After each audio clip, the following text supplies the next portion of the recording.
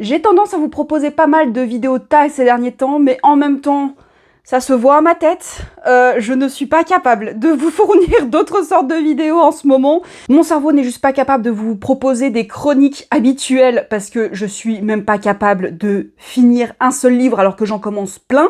J'en commence plein, j'en finis aucun, j'ai presque envie de dire. C'est faux, j'en finis quelques-uns. Mais voilà, la vidéo tag, vraiment très chill parce que on croise les doigts pour que ça se finisse enfin, que Primo Groudon nous lâche parce que là, c'est plus possible. Et en plus, je vous propose un tag bien d'actualité puisque c'est le Ultimate Summer Book Tag créé par la Bookinade, si je me souviens bien. Ça fait longtemps qu'on n'a pas eu de nouveaux tags en tant que tel sur Booktube, donc pourquoi ne pas en profiter? Et donc, il y a une série de 10 questions et je vais y répondre de ce pas. Première question, quel livre veux-tu absolument découvrir cet été? J'en ai écrit un. Je me retrouve avec 5. Ça représente bien ma personnalité du moment, c'est-à-dire que je ne sais pas où aller, parce que dès que je me lance dans un truc, ok, j'accroche, mais mon cerveau n'est juste pas capable de lire le soir ou n'est pas capable de lire tout court. Donc je vais quand même vous présenter le premier livre que j'ai noté et qui est vraiment celui que j'aimerais découvrir cet été. Il s'agit de Rebecca de Daphné du Maurier. Il fait aussi partie de ma pile de livres que j'aimerais lire pendant l'année 2026. Donc pourquoi ne pas le sortir pendant l'été? Ça va me donner peut-être une vibe un peu automnale parce que de ce que je sais, ça va se passer dans un manoir un peu perdu, vibe un peu fantôme, secret de famille, etc. Ça donne vraiment une sensation d'automne et c'est peut-être ce dont j'ai un peu besoin en ce moment. Il y a ensuite L'été où tout a fondu de Tiffany McDaniel parce que le titre...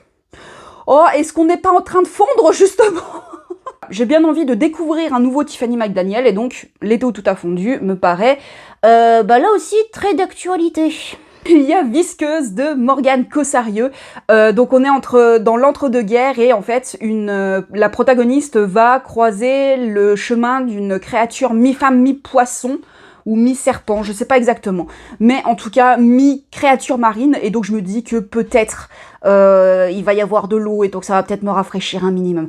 Habituellement, je ne suis pas dans le délire de lire un livre par saison, un livre précis par saison, mais non, là, la canicule me donne vraiment une ligne directrice bien définie. Pour rester dans le thème aquatique, nous avons Nos femmes sous la mer de Julia Armfield, qui, est un livre de weird fiction, un peu body horror de ce que j'ai compris. J'en sais pas grand-chose, j'essaye de ne pas trop en savoir pour me laisser un maximum de surprises, mais rien que la couverture, ça donne envie. Vous savez que j'en suis à un point de cette canicule où quand je vois des vidéos de pluie, j'ai presque envie de pleurer de bonheur, tellement j'attends la pluie. Et enfin, un dernier livre que je viens tout juste d'acquérir ce matin parce que j'ai enfin découvert qu'il était en livre numérique. Bon, en anglais, et c'est un peu pour ça aussi que j'ai un peu reculé à l'acheter, mais il est enfin disponible en livre numérique. C'est The Lamb de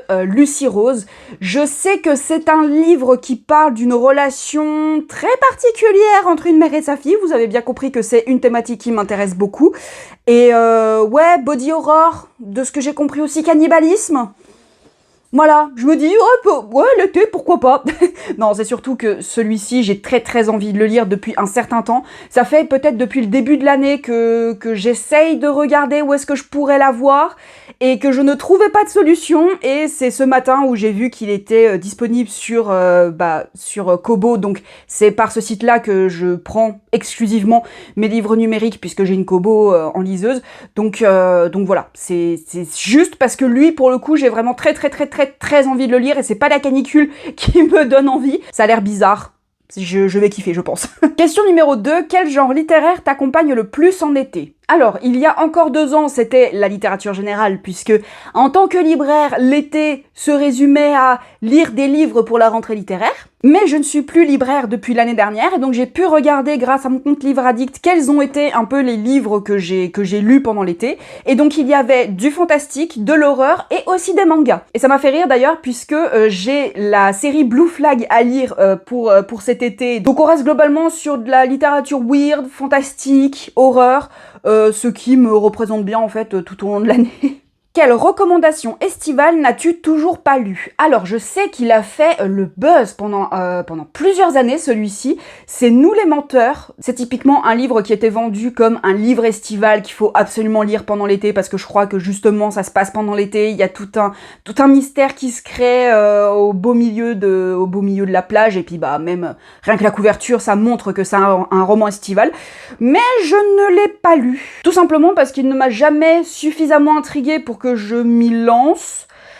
Et puis je crois que... Alors, si je me souviens bien, c'est Margot Liseuse qui l'avait lu et qui l'avait pas tant aimé que ça, donc je me dis, bon, j'avais pas spécialement envie. Et il y a également une autrice, alors que j'ai déjà lu cette autrice, mais je n'ai pas lu ce roman en particulier de cette autrice, c'est People We Met in Vacation de Emily Henry. Tout simplement parce que, ayant lu un livre de Emily Henry, dont je vous parlerai un peu plus tard dans le tag, je ne trouve pas l'intérêt de lire un autre livre d'Emily Henry, parce que j'ai un peu l'impression que c'est un peu toujours la même chose, le même type d'intrigue. Enfin, ceci dit, je suis incapable de vous dire de quoi parle People We Met in Vacation, parce que j'étais convaincue que c'était le même délire que Book Lovers. Voilà, que j'ai en anglais, parce que c'est dans mon optique de lire un peu plus de romans en anglais, donc je me suis dit, là, typiquement, de la romance Emily Henry, ça doit se lire très très rapidement. Je l'ai toujours pas lu, hein. Mais je confonds tout le temps les titres d'Emily Henry. Typiquement, j'ai eu peur que celui-ci, Book Lovers, c'était le titre anglais de celui que j'avais lu d'Emily Henry. Quel roman propose le plus bel été, selon toi ?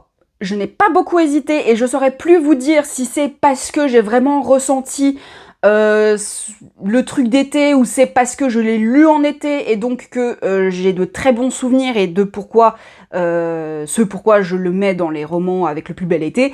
L'Aube sera grandiose de Anne-Laure Bondou. J'ai été transportée dans ce roman.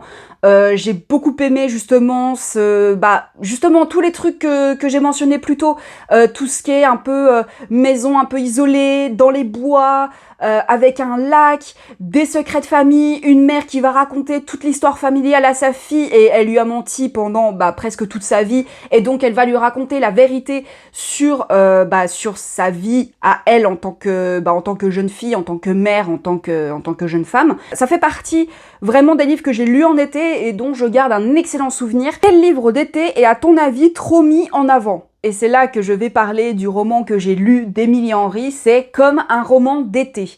C'est en fait l'histoire d'une... Je sais plus exactement, c'est une autrice de romance qui vient de perdre sa mère, je crois, ou son père, enfin bref, elle est en deuil. Et elle va dans une location d'été dans l'espoir de trouver l'inspiration parce que ça fait plusieurs semaines qu'elle n'arrive pas à écrire de romance parce que étant en deuil c'est un peu compliqué de raconter une histoire joyeuse et raconter une histoire d'amour. Et en fait elle va découvrir que dans la location voisine il y a un autre auteur qui lui pour le coup est bien plus dans le côté élitiste de la production littéraire on va dire puisque lui c'est toujours des trucs un peu philosophiques, des trucs très noirs, très sombres, un peu dépressifs, je dirais presque. Et donc, ces deux-là ne s'entendent pas forcément parce que lui ne comprend pas qu'elle puisse écrire des histoires d'amour parce que lui ne croit plus en l'amour. Et elle ne comprend pas comment est-ce qu'il peut écrire que des livres déprimants. Et ils vont se donner un challenge pendant l'été. Lui doit écrire une comédie romantique et l'autre, elle doit écrire un roman déprimant. Alors oui, je comprends le fait qu'il soit très recommandé dans les lectures estivales parce que ça se passe en été, c'est une comédie romantique estivale avec justement tout le paysage qui va bien, les petits chalets au bord d'un lac ou au bord de la mer, je sais plus exactement, mais c'est très typique d'un roman estival.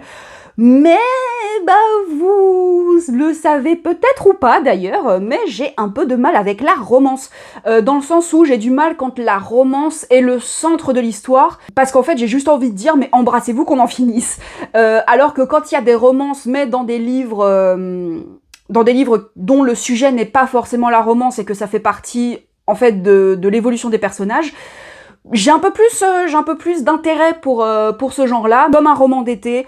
J'ai trouvé qu'il était un peu trop mis en avant, et encore, c'est pas celui qui est le plus mis en avant, je dirais que celui qui est le plus mis en avant, c'est Booklovers.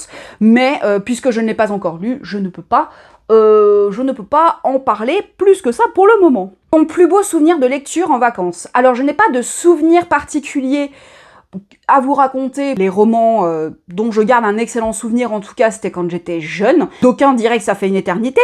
Mais je parlerai de Pretty Little Liars, de Sarah Shepard. Je sais que, en fait, c'est typiquement une série que je lisais d'une seule traite. Ça fait partie des livres où dès que je m'achetais un tome, je le lisais dans la foulée et je lisais en une après-midi parce que j'étais tellement à fond. Et je me souviens justement de cette euphorie que j'avais au moment d'aller chercher ce nouveau tome et de le lire justement l'après-midi même. Et voilà, j'ai des souvenirs en été. Il n'y a pas eu que en été où les tomes sont sortis, mais ils sont sortis un peu tout au long de l'année. Mais j'ai des souvenirs un peu plus particuliers de lorsque j'étais en vacances d'été. Il y a eu également Hunger Games de Suzanne Collins qui, voilà, ça c'est un livre que j'ai lu en été, ça je m'en souviens. Enfin, c'est une série que j'ai lu en été, et ouais, là pareil, j'en garde de très très bons souvenirs, et même dans mes relectures par la suite, c'est vraiment des livres que j'ai appréciés. Et le dernier livre qui a été un de mes souvenirs de lecture, c'est La Passe Miroir. Voilà, La Passe Miroir de Christelle Dabos. Je l'avais découvert au beau milieu de l'été. Si j'en crois mon ancien compte Instagram, je l'avais terminé aux alentours de mi-juillet. Et en fait, il y avait le tome 2 qui sortait quelques temps plus tard, et dès que j'ai fini le tome 1, je suis allée acheter le tome 2 parce que je ne pouvais pas ne pas continuer cette série. Donc ça fait partie des souvenirs que je garde, pas très précisément, mais une impression de lecture. Et je pense que ça fait aussi partie de ces bons souvenirs qu'on garde, et du fait que peut-être j'ai pas trop envie de relire certains livres, typiquement Pretty Little Liars, je me dis que je sais pas si je les relirais parce que je pense qu'il doit y avoir pas mal de lacunes. Et pour autant, La Passe Miroir et Hunger Games, je les relirais avec plaisir parce que voilà, c'est des livres que je sais de qualité. Ton combo lecture d'été parfait. Donc on parle de boissons, de musique, de lieux, de snacks.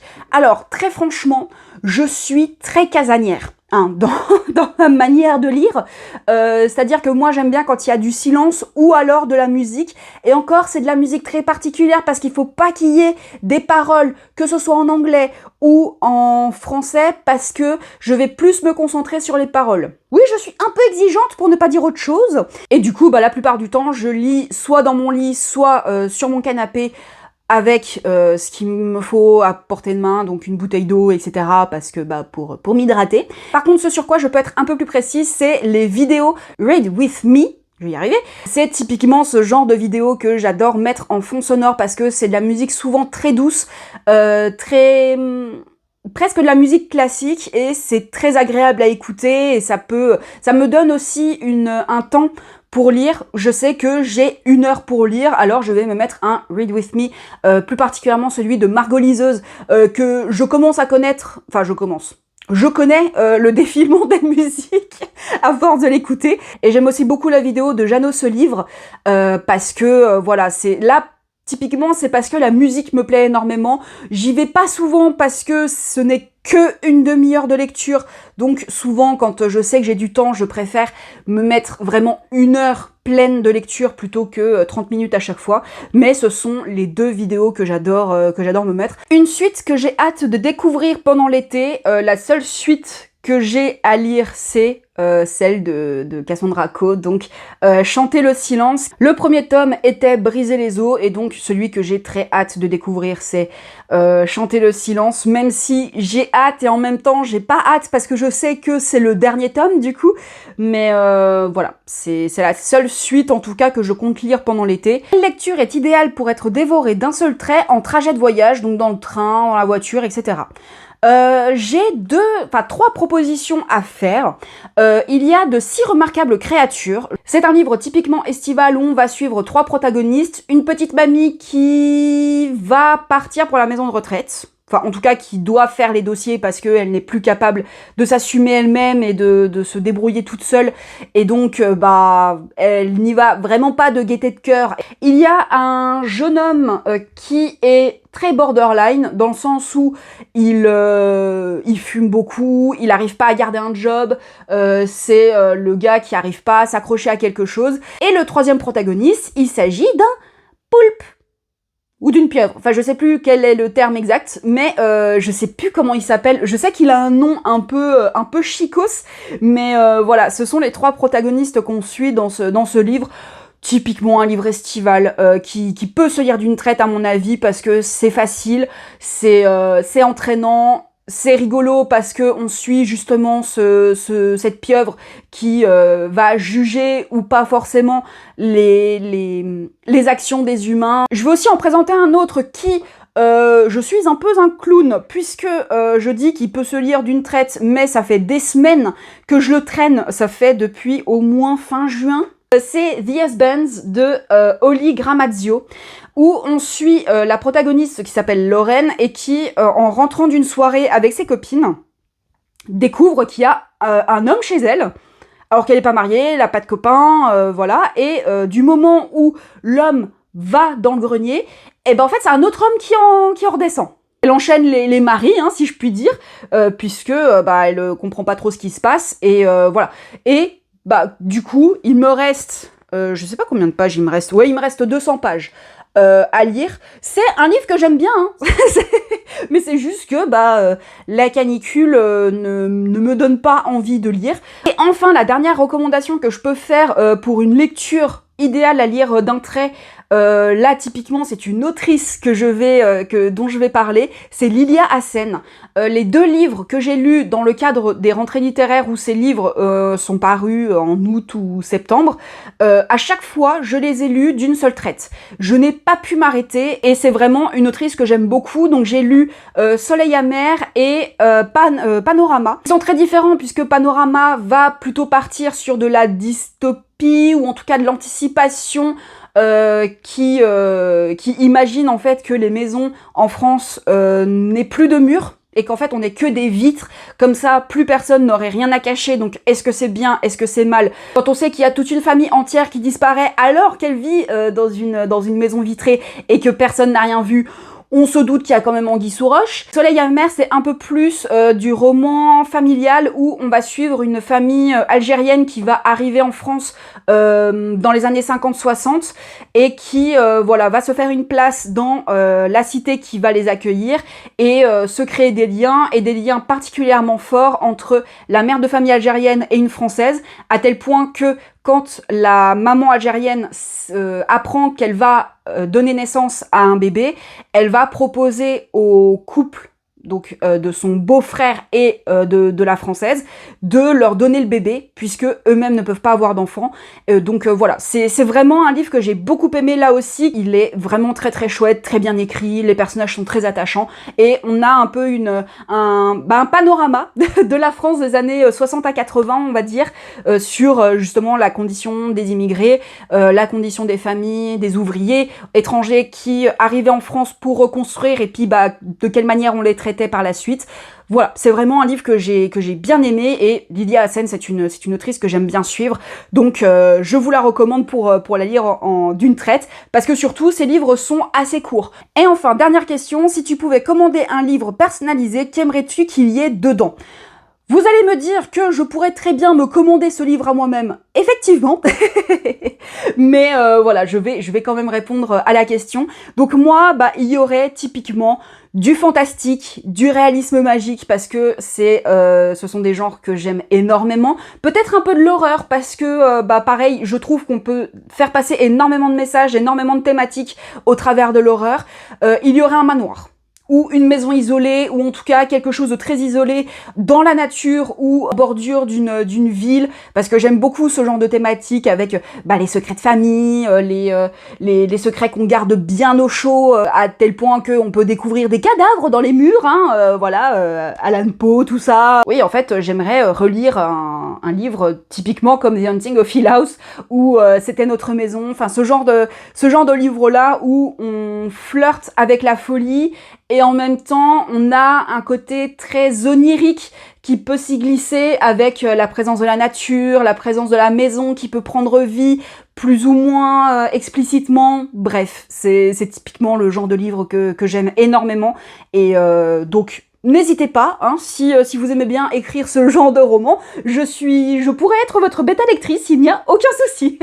J'espère que cette vidéo vous a plu, n'hésitez pas à reprendre le tag dans les commentaires et à répondre aux questions ou à le reprendre en vidéo et j'irai voir vos réponses bien évidemment. N'hésitez pas à partager, commenter, booster la vidéo et moi je vous dis à très vite pour une prochaine vidéo en espérant que ce ne soit plus en canicule. Par pitié.